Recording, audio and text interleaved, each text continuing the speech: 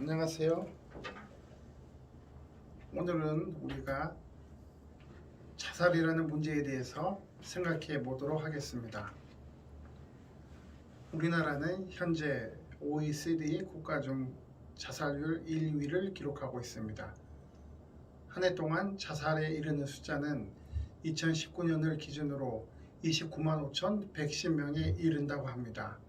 이 중에서 15세에서 60세 사이 사망자가 66,548명이고 60세 이상이 22만 7,074명으로 나타난다고 합니다.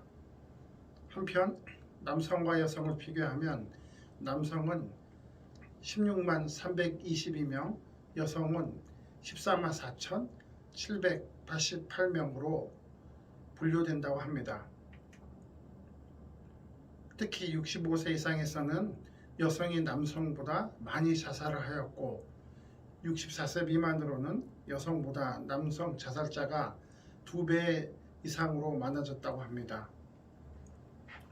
64세 미만에서 여성보다 남성의 자살 인원이 많이 나오는 이유는 여성은 자살 시도는 많은데 그 방법이 비교적 약하지만 남성은 자살 시도는 적지만 그 방법이 위험하기 때문에 자살 시도 대비 훨씬 높은 자살률을 보이고 있다고 말합니다.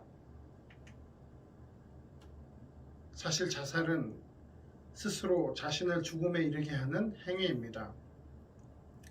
죽음은 모든 사람들이 피하고자 하는 두려운 순간입니다.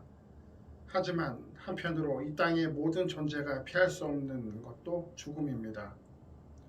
장볼 사르트르는 죽음을 삶의 마침표가 되는 죽음의 순간은 나의 인생을 더 이상 수정 불가능하게 만드는 순간, 삶이 완성되는 순간이다.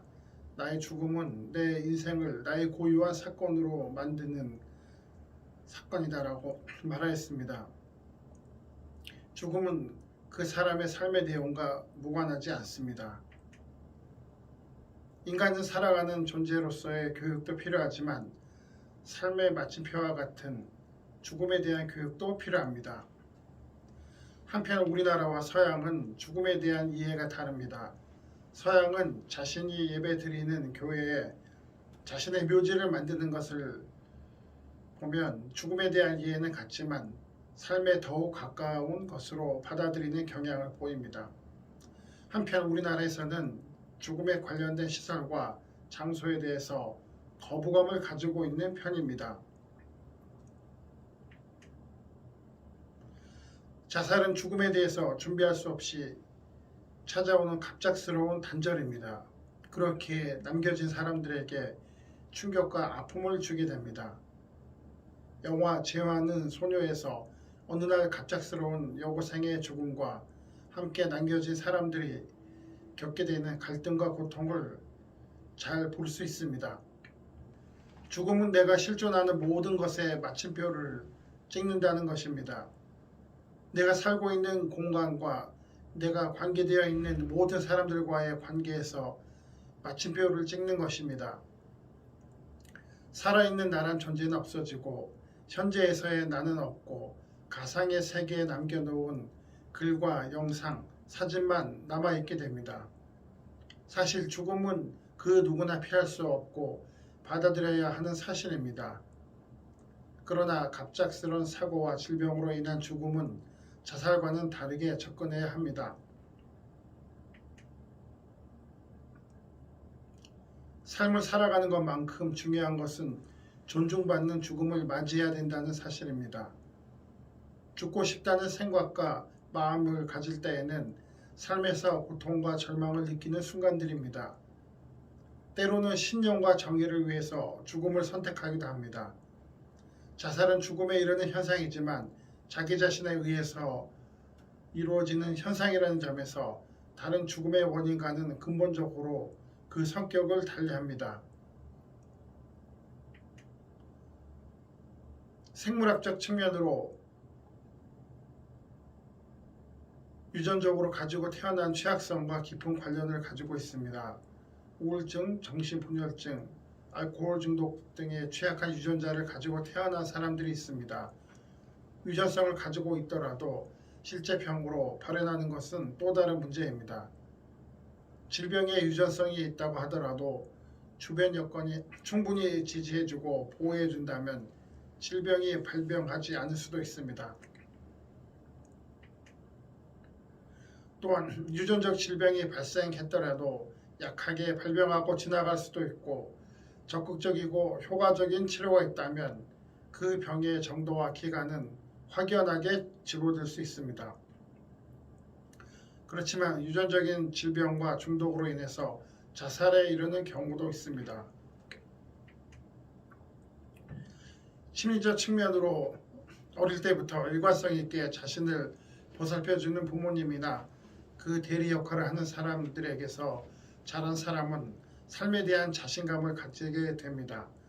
나는 사랑받을 만한 사람이고 이 세상에 받아들여질 만한 사람이다라는 의식을 깊이 갖게 됩니다. 반대의 경우가 되면 자살에 취약한 존재가 될 가능성이 큽니다. 자살에 취약한 사람이라도 삶의 과정에서 새로이 만난 사람이 사랑과 관심을 베풀어 준다면 어린 시절의 취약성을 극복할 힘을 가지게 됩니다. 혼자만 고립되어 있고 혼자만의 고통을 해결해야 하는데 그럴 힘이 없게 되면 결국 자살에 이르게 되는 경우가 나타납니다. 따라서 자신에게 부족한 부모나 형제를 대신할 수 있는 자기 대상의 존재 여부가 중요합니다. 사회적 측면으로 삶의 과정에서 극도의 어려움과 스트레스를 받게 되면 자살의 충동을 가질 수 있습니다.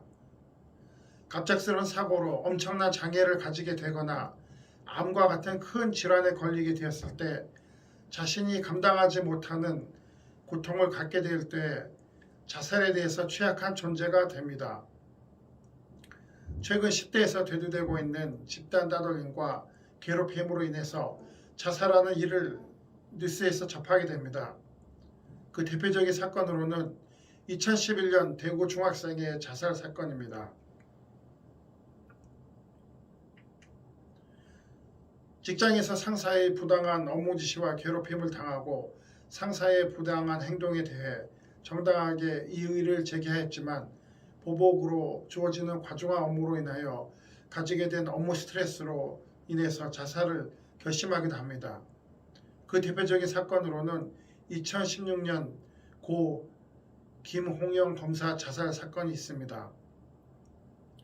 사회적으로 개인을 보호해주는 시스템은 만들어져 있지만 그 시스템이 제대로 작동하지 않으면서 사람들이 받아들이는 고통과 스트레스가 가중되어 자살에 이르는 경우가 있습니다. 갑작스러운 사고로 인한 고통과 왕따와 같은 문제를 당하게 되었을 때 그들에게 치료나 다른 온전한 삶의 자리로 돌아갈 수 있게 도와주는 시스템이 제대로 작동해야 합니다. 현실과 괴리된 시스템으로 인해서 자살에 이르는 일도 있기에 사회적 측면의 자살 요인도 있습니다. 국가적 인류 역사적 측면에서 볼 때 사회가 좋은 사회보장 시스템과 서로를 위한 공동체 의식이 강한 문화를 가지고 있어서 갑작스러운 전쟁의 발발이나 경제 공황 등으로 삶의 모든 안전이 무너지게 되면서 갑작스러운 고통을 겪고 자살을 하게 되는 경우가 있습니다. 전쟁 시 적대국이나 독재 권력에 의해서 극심한 고통을 받게 된다면 기존의 사회보장 시스템이나 공동체 문화는 한순간에 무너지게 됩니다. 인간의 삶과 자살은 국가의 정치, 경제, 안보 등과 직접적으로 연결되어 있습니다. 독재 권력과 경제 권력에 항거하기 위해서 분신 자살이나 투신 자살을 하는 경우를 볼 수도 있습니다. 전태 열사의 분신 자살을 그 예로 들 수 있습니다. 따라서 안정되고 좋은 국가와 인류 사회를 만드는 것이 자살을 막는 방법 중의 하나입니다. 문화적 측면으로 부모 자식의 관계가 가지는 문화적 전통은 자살에 구체적인 영향을 끼칠 수 있습니다. 자녀를 위해서 부모가 이를 악물고 살아가는 것은 모든 문화권에서 동일하게 나타나지만 그 강도가 같지는 않습니다. 최근 부모로서 자신의 삶과 자식의 삶은 다르다는 의식이 강해지면서 자식에 대한 삶에 대한 간섭이 약해지고 자살을 막는 요소로서의 힘은 작아지고 있습니다. 나라는 존재가 사는 이유가 자식을 위해서라고 보는 강력한 유대감과 공동의식을 가지고 있는 문화에서는 자식이 자살을 막는 가장 큰 힘이 됩니다. 자살을 불러일으키는 문화와 그것을 억제하는 문화는 사회 속에서 계속 충돌하고 있습니다. 영적 가치관적 측면에서 볼 때 자살은 영적이고 정신적 측면을 가지고 있습니다. 극단적인 상황에 처하게 되더라도 모든 사람들이 다 자살을 선택하지는 않습니다. 인간은 고통 속에서도 삶을 살아가는 의미를 만들어낼 수 있는 고도의 정신 능력, 인간의식 또는 종교성을 가지고 있는 존재입니다. 종교적 환경에 노출되어 왔고 삶이라 의미 있고 소중한 것이며 어려움 속에서도 긍정적이고 낙관적인 태도를 가질 수 있다는 체험을 가지고 있는 사람들은 극도의 어려움 속에서도 자살을 택하지 않을 가능성이 큰 것을 보면 영적인 부분을 무시할 수 없습니다. 성경에서는 사무엘상의 사울의 자살이나 마태복음에 나오는 예수님을 판 가룟 유다가 스스로 목을 메고 죽은 사건을 전하고 있습니다. 후대의 자살을 비판하는 사람들은 민수기 35장 33절에 너희는 너희가 거주하는 땅을 더럽히지 말라. 피는 땅을 더럽히나니 피 흘림을 받은 땅은 그 피를 흘리게 한 자의 피가 아니면 속함을 받을 수 없느니라 라는 말씀을 인용하여 자신의 생명을 자신이 빼앗는 것을 비판하고 있습니다. 아우구스티누스는 자살을 금하는 기독교적 견해를 확고하게 제시한 교부로 인정받고 있습니다. 살인하지 말라라는 십계명의 계명에 자살을 포함하면서 이 계명이 이웃과 자신을 포함한 모든 사람들에게 해당되기에 자살을 회개할 수 없는 죄악으로 단정하고 있습니다. 토마스 아퀴나스도 아우구스티누스의 의견에 동조했고 르네상스 시대 학자들 역시 동조하고 있습니다. 자살에 대한 논쟁은 지금까지 계속되지만 생명 존중을 가치로 여기는 기독교에서 스스로를 죽이는 죽음을 막는 데에 힘을 쏟아야 할 것입니다.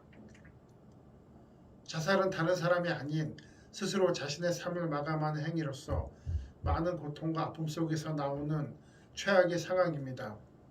자살은 선택한 사람뿐만 아니라 자신을 아는 가족과 친구들과 관계된 사람들 모두에게 큰 고통과 상처를 안겨주는 행위로 지속된다는 것을 분명하게 알아야 합니다.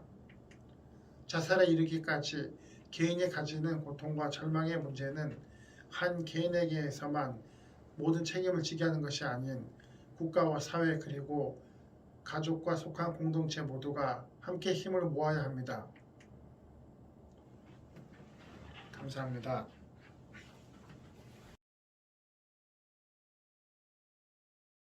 저희 원장님한테 여쭤봤습니다. 원장님, 제가 오늘 좀 우울해서 좀 조퇴를 해야 되겠습니다. 그랬더니 원장님이 아유 그래요 대신 영원히 쉬게 해줄게요 이렇게 얘기를 하셨습니다. 물론 뭐 농담이시죠. 이게 이제 현실입니다. 여러분은 직장에서 우울하다는 얘기하기가 쉬우십니까? 네, 안녕하십니까. 저는 정신건강의학과 의사 백종호입니다. 저의 진료실에 이게 없으면 진료를 할 수 없는 물품이 한 가지가 있습니다. 뭘까요? 어떻게 하셨습니까? 맞습니다. 휴지, 크리넥스 티슈입니다. 많은 분들이 이제 아픔을 가지고 오시고, 그때 이제 휴지를 건네는 게 중요한 일 중에 하나입니다. 때로 이제 심각한 우울은, 우리의 마음에 이제 자살을 생각하게 하기도 합니다. 오늘, 제가 우리 주변에 이 자살을 생각하는 분들을 우리가 어떻게 도울 수 있는지 한번 같이 얘기해 보고자 합니다. 사실 그 진료실에 오시는 분들 중에 가장 아파하는 분들이 자살로 사랑하는 사람을 잃은 분들입니다. 그걸 한번 되돌려서 이때 뭘 할 수 있는지를 한번 생각해 보겠습니다. 저희가 1년에 2018년 기준으로 13,670명이라는 엄청난 생명을 자살로 잃고 있습니다. 이건 뭐 교통사고의 3.6배고요. 우리나라 사망 원인의 5위고 20명이 돌아가시면 그 중에 1명이 자살인 엄청난 수치입니다. 그 중에 이제 하나가 이제 우울을 예를 들 수 있는데, 여기 혹시 계신 분 중에 나는 평생 한 번도 우울한 적이 없다, 이런 분 계시면 손 한번 들어보시죠. 안 계시죠? 다행히. 혹시 그러시면은 끝나고 저를 조용히 따라오셔야 됩니다. 딱 한 명 봤습니다. 제가 그동안 강의할 때. 그분은 맨 뒤에서 이렇게 졸고 있던 진행요원이었습니다. 없으면 이상한 거죠. 우울은 정상적인 감정인데다가 심지어 필요하기까지 합니다. 우울 때문에 우리는 자기를 돌아보고 또 목표를 수정하기도 하는 거죠. 뭐 예를 들어 저희 애는 시험을 망쳐도 전혀 우울해하지 않는데 이게 정상입니까? 부모가 우울할 수는 있습니다. 근데 이런 우울감이랑 이제 우울증은 다릅니다. 이 그림을 한번 보시면 집에 갔더니 배우자가 집이 하나도 정리가 안 돼 있고 난장판이고 누워서 쓰러져 있습니다. 이걸 보면은 어떤 마음이 드실 것 같습니까? 어떻게 하시겠습니까? 어떤 분들은 대신 치워준다, 그래가지고 막 박수를 받기도 하세요. 근데 다들 그럴까요? 아마 가장 흔한 반응은 문을 빵 차고 집안꼴이 이게 뭐야 하고 화를 낼 수가 있을 것입니다. 이게 이제 우울증의 진단 기준입니다. 가장 전형적인 분들이 이렇게 옵니다. 너무 슬프고 부정적인 생각에 가득 차서 아무 의욕도 없고 영화를 봐도 재미가 없고 친구를 만나도 재미가 없고 밥맛이 뚝 떨어져서 돌 씹는 것 같고 잠도 안 오는데 새벽에 일찍 깨서 불안하고 초조하면서 기운도 하나도 없고 이렇게 살면 뭐하나 싶고 바보가 된 것 같고 이렇게 사나니 차라리 죽는 게 낫겠다. 이게 대표적인 우울증의 증상입니다. 그런데 제가 몇 년 전에 만난 산후우울증 환자분이 한 분 병원에 오셨습니다. 그래서 제가 이제 산후우울증이십니다.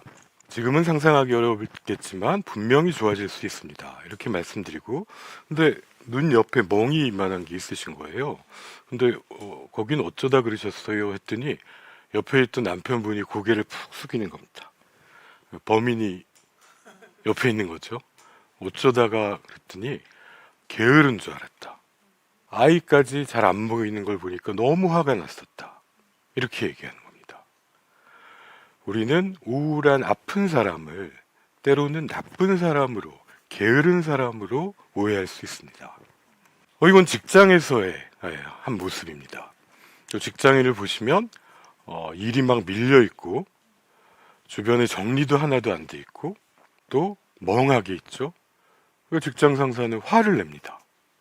이런 장면을 직장에서는 더 흔히 경험하게 됩니다. 제가 전에 병원에서 일하다가 어느 날 한 직원분을 뺀 나머지 분들이 다 찾아왔습니다. 그래서 저 사람을 안 내보내면 우리는 도저히 일을 할 수가 없다. 깜짝 놀랐습니다. 너무 성실하고 잘하는 분인 줄 알았는데 무슨 말이냐 그랬더니 약을 세는 걸 맨날 틀린다. 이거 심각한 거 아닙니까? 그리고 뭘 물어봐도 대답도 없고 멍하니 있다가 인계를 받는 둥 마는 둥 하고 가버린다. 이게 한 달 넘게 이르는데 우린 도저히 같이 일을 못하겠다는 겁니다. 아이고, 나 그런 줄 전혀 몰랐다. 미안하지만 조금만 기다려달라. 그리고는 이분을 이제 일이 끝난 다음에 불러서 만났습니다. 그래서 뭐 둘러 얘기를 하다가 그러고 보니까 좀 체중이 준 것 같아요. 그랬더니 밥맛이 없답니다. 그럼 혹시 잠은 잘 자나요? 잠을 못 잔답니다. 이거 어디 있습니까? 여기 다 있지 않았습니까? 저희 병동의 직원이 집중력이 떨어져가지고 약을 세는 걸 틀리고 있었고 의욕이 없어서 멍하게 있었던 거죠. 힘든 일을 겪고 우울증을 겪고 있었는데 옆에 있는 정신과 의사, 정신건강 간호사가 아무도 몰랐습니다. 왜 그랬을까요? 진단 기준을 몰라서 몰랐을까요? 아니지 않겠습니까? 여러분은 직장에서 우울하다는 얘기하기가 쉬우십니까? 쉽지 않을 겁니다. 제가 미국에서 조퇴 사유가 1위가 우울, 2위가 스트레스, 이걸 보고는 이런 강의를 하다가 저희 원장님한테 여쭤봤습니다. 원장님, 제가 오늘 좀 우울해서 좀 조퇴를 해야 되겠습니다. 그랬더니 원장님이 아유, 그래요. 대신 영원히 쉬게 해줄게요. 이렇게 얘기를 하셨습니다. 물론 농담이시죠. 이게 이제 현실입니다. 사실 그 직원분은 그래서 제가 친구한테 인계하고 우울증에서 회복된 다음에 오랫동안 잘 일했다고 들었습니다. 제가 미국에서 연수할 때 이 우울증으로 치료받던 대학생들이 취업 면접을 한다고 진단서를 받으러 온 겁니다. 그래서 그게 취업 면접하는데 왜 필요하냐 물어봤더니 우울증이 있었는데 극복을 했다는 거를 진단서를 내면 취업하는데 오히려 도움이 된다는 것이었습니다. 누구나 인생에서 어떤 위기에 처했을 때 저희가 공감해주고 적절한 치료와 지원을 하면 분명히 회복될 수 있습니다. 그 다음에는 사실 좀 전에 보신 2개의 사파의 아이디어를 낸 저희 친구 얘기를 좀 하려고 합니다. 아마 2018년 12월 31일에 그 환자에 의한 불의의 사고로 우리 곁을 떠난 혹시 임세원 교수를 기억하십니까? 저는 대학 동기이기도 했고 같이 수련을 받았고 우울증과 자살 예방에 대해서 이제 모든 걸 같이 했던 친구이기 때문에 그때 참 아팠습니다. 근데 이틀이 지난 후에 그 유가족분들이 전화를 하셨습니다. 그때 한 말이 뭐였냐면 우리는 안전한 진료 환경과 마음이 아픈 사람들이 편견과 차별 없이 치료와 지원을 받을 수 있는 사회가 고인의 유지라고 생각한다. 사실 그때 많은 사람들이 정신과 환자에 대해서 비난을 할 수 있는 상황이었습니다. 이때 이런 고인과 유가족의 마음이 많은 분들의 이제 마음을 울렸습니다.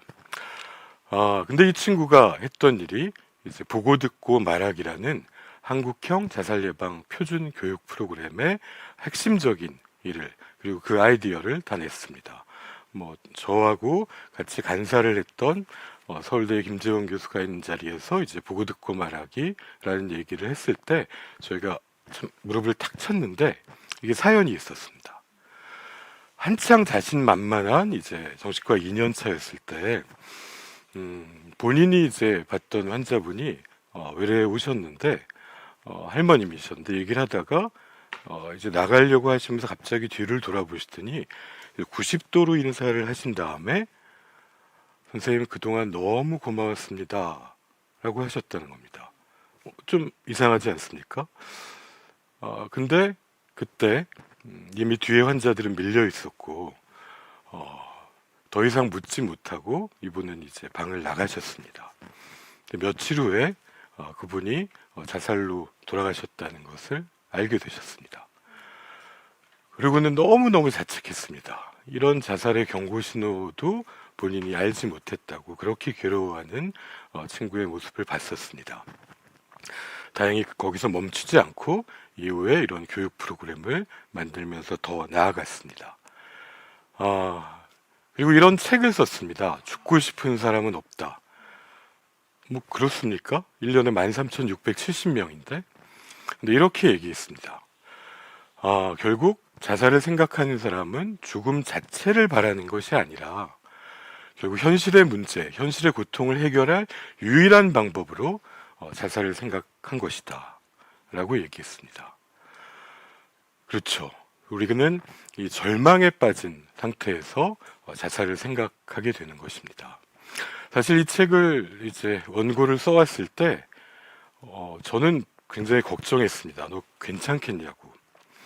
그 책에는 본인이 우울증을 앓았던 것, 그때 극심한 허리 통증을 앓고서 우울증도 알고 자살을 생각하고 심지어 시도까지 하려고 했던 얘기들이 그대로 들어 있었습니다.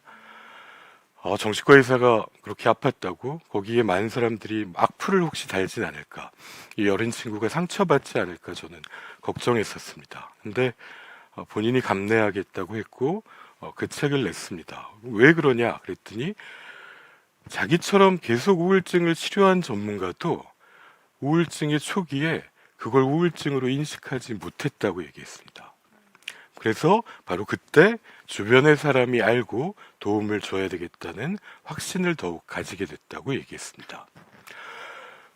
재작년에 일어나서 많은 국민을 아프게 한 증평모녀 사건 같은 안타까운 일들이 수도 없이 일어나고 있습니다.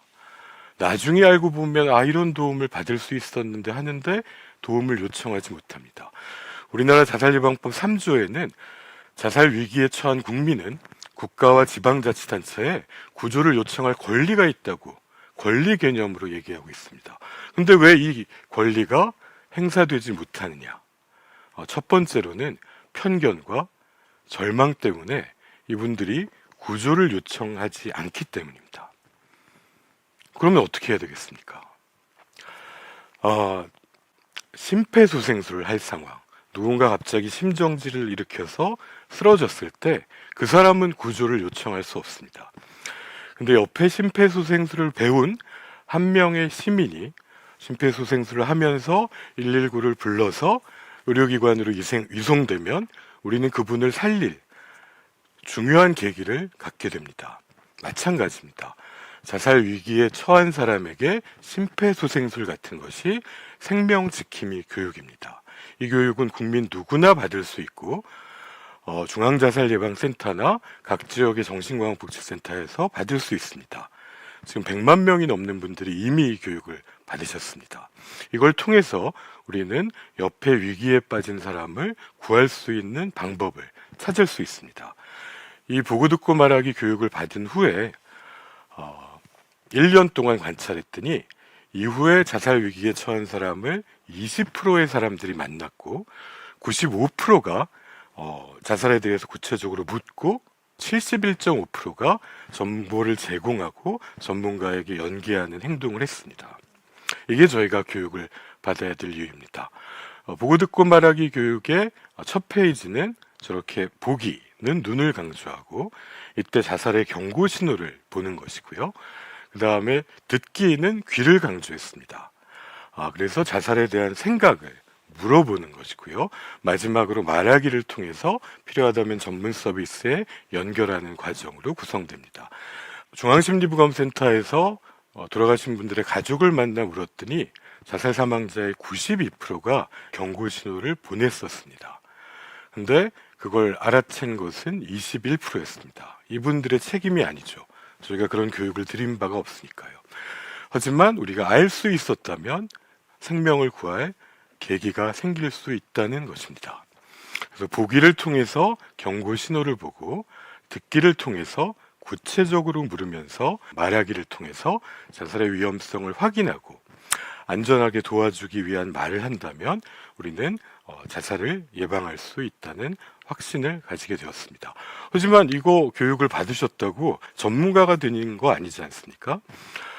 119에 신고하는 거랑 마찬가지입니다. 주변에 이런 분이 있다면 어떻게 안전하게 도와줄지 대표적으로 1393 같은 자살 예방 상담 전화에 전화해서 물어보실 수 있고 여기서 의료와 복지 서비스에 연결해서 희망의 끈을 연결하게 할 수 있습니다. 지금 코로나로 사실 재난 상황입니다. 너무너무 잘 대처하고 있지만 힘들다는 분이 늘어납니다. 자살의 세 가지 큰 원인이 건강의 문제, 정신건강의 문제, 경제적 어려움인데 이 삼중고가 지금 많은 국민을 괴롭히고 있습니다. 재난은 자살을 줄이기도 하지만 늘리기도 합니다.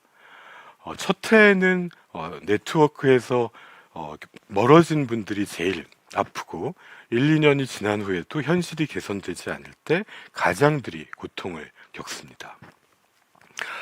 우리나라가 코로나를 극복하는데 압도적인 검사로 많은 분들을 초기에 발견해서 치료하는 걸 통해서 사망률을 낮출 수 있었습니다.